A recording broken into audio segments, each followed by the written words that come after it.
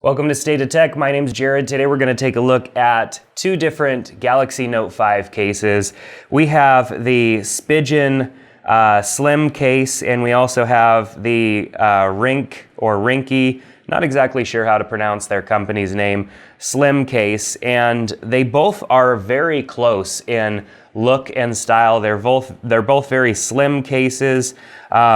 Both minimal cases, which I find very attractive about, this is a larger phone than Note 5. It's a big phone, it's a beautiful phone, it feels good in the hand. And so when you put a case on it, you don't want to ruin that experience. And so when I was on Amazon, I was looking at cases and I thought, these cases look pretty close to the same. I'm going to go ahead and order both of them and see, which one seems to hold up the best. Now, what I've found so far is that both cases fit this device really well. There's very small differences between these two cases, and that's what we want to look at in this video. So we'll go ahead and start with the Ringke. I'm just going to go with Ringke case first. Ringke case Slim. Put the phone in there, it snaps in really easily. We have nice little cutouts here for our buttons, all the ports. Enough room for pretty much everything here.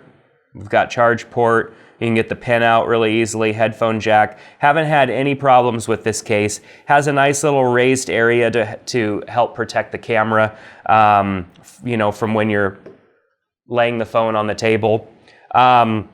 Overall, a good case. I've actually used this case more than I have the other one, just because this one came in first. So as far as fingerprints go, I can see that my hands have been all over this case if I look really closely, but the case looks relatively clean. Also, the one difference is this case does have a little loophole here so that you could put a hand strap if that is something that you really wanted.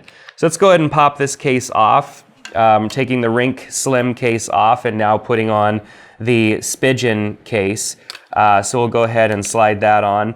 The Spigen case kind of slides on a little bit easier. It doesn't have, it actually just has the whole area removed here around where you would have the volume switches and the lock button.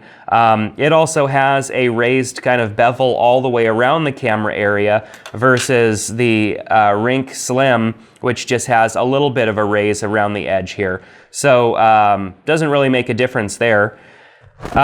This case has, equally cut out space for everything. There's plenty of room.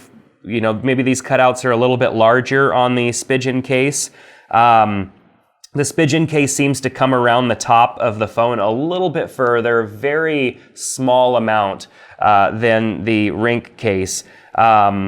And I don't know if that necessarily makes a difference. I feel like if your phone was to crash and land on its face, that the Spigen case may provide a little bit of extra protection. However, when you are edge swiping, some apps require you just to be super close to the edge of your device when you edge swipe.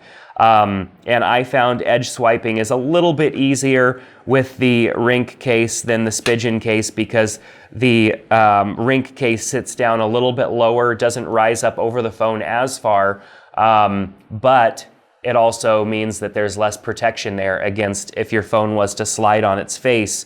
There'd be a little bit more protection out of the Spigen case. I would recommend with both of these cases that you put a screen protector on them regardless. The Ringke case comes with a screen protector, and I can't remember if the Spigen one does or not. I have individual reviews for both of these cases, so in the description below if you want to see more of an in-depth review of one of these cases versus the other, the links are below, as well as the links to Amazon where you can get them, because buying cases on Amazon is very confusing. There's tons of options and a lot of horrible cases out there.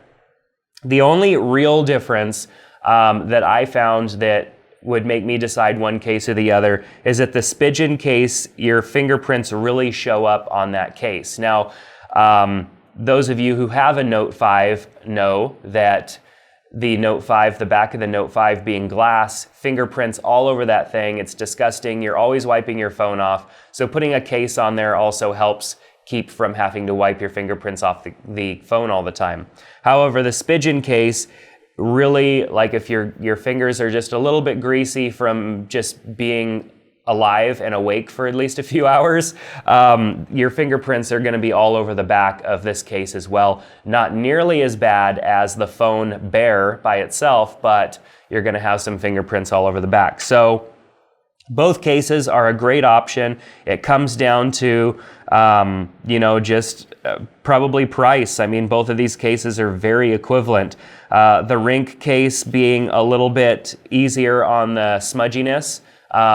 Both of them feel great, though. They feel like they're made out of the exact same material. However, maybe some sort of a slightly different finish makes the Ringke case not pick up on the fingerprints and the smudginess so much as the Spigen case. Otherwise, these cases, it's like they were almost made at the same time by the same people. They're very similar.